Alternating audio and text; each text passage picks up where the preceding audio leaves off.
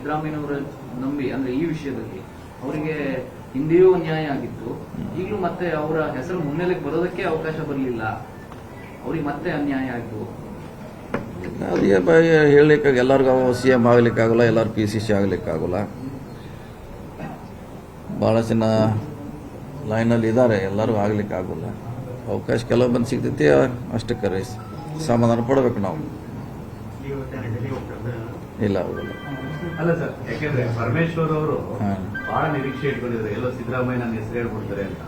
ಸಿದ್ದರಾಮಯ್ಯ ಅವಕಾಶನೇ ಸಿಗ್ಲಿಲ್ವಾ ಅಂತ third party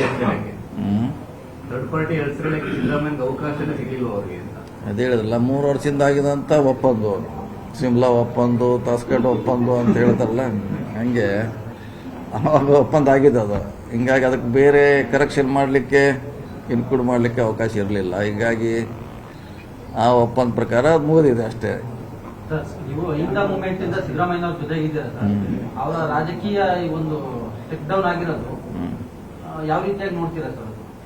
ನೋಡಿ, step down ಆಗಲೇಬೇಕು. ಇಂದಿಲ್ಲ, ಇನ್ನು 2 ವರ್ಷ ನಂತರ ಆಗಲೇಬೇಕಿತ್ತು. ನಾ ಇನ್ನು 2 ವರ್ಷ ಇರ್ತದೆ ಅಂತ ಹೇಳಿದ್ರು. ನಂತರ ಈ ಸಮಸ್ಯೆ ಬರ್ಬೋದು, ಈಗ ಬಂದಿದೆ. ಸೊ ನಮಗೆ 2 ವರ್ಷ ಸರ್ಕಾರ ಇದೆ, ಅಧಿಕಾರದಲ್ಲಿದ್ದೀವಿ.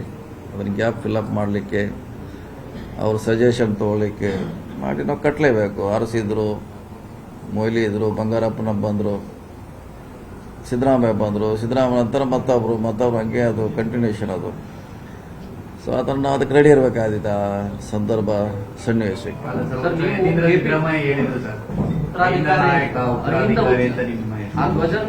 ಹೇಳಿದ್ರೆ ಅದು ಅಲ್ಲ, ಅವ್ರು ಆಲ್ರೆಡಿ ಹೇಳಿದ್ದಾರೆ, ಅದು ಕರೆಕ್ಟ್. ಅದ್ರ ತಕ್ಕ ನಾವು ಕೆಲಸ ಮಾಡಬೇಕು, ನಡಿಬೇಕು.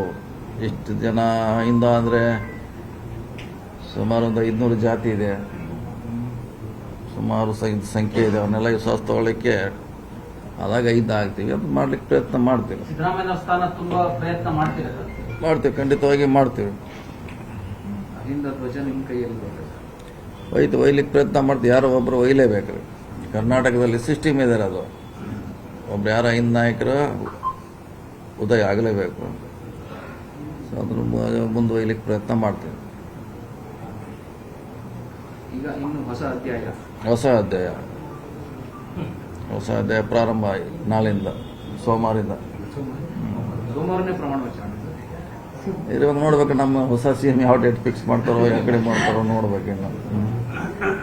ಸರ್, ಈಗ KPCC ತಾವು ವಹಿಸ್ಕೊಂಡ್ರೆ ಅಲ್ಲಿ ಮೊನ್ನೆ ಅಷ್ಟೇ ಪದಾಧಿಕಾರಿ ಒಂದಷ್ಟು ಜನ ಕೊಟ್ಟಿದ್ದಾರೆ, ಶಫಲ್ ಮಾಡಬೇಕು, ಕಾರ್ಯಕರ್ತರಿಗೆ ಜವಾಬ್ದಾರಿ ಕೊಡಬೇಕು, ಅವರಿಗೆ ನಿಗಮ ಮಂಡಳಿ ಭರ್ತಿ ಮಾಡಬೇಕು, ಈ ತರದೆಲ್ಲ ದೊಡ್ಡ ಟಾಸ್ಕ್ ಇದೆ ಸರ್.